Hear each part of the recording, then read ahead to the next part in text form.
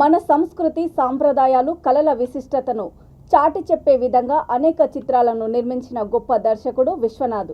ఆయన మృతి తెలుగు సినీ పరిశ్రమకే కాకుండా అభిమానులకు తీరని లోటని మంత్రి తలసాని శ్రీనివాస్ యాదవ్ అన్నారు. ఫిల్మ్ నగర్లో విశ్వనాథ్ నివాసానికి వెళ్లి ఆయన పార్థివ దేహంపై పూలమాలలు వేసి నివాళులర్పించారు. అనంతరం కుటుంబ సభ్యులను పరామర్శించి ప్రగాఢ సానుభూతి తెలిపారు.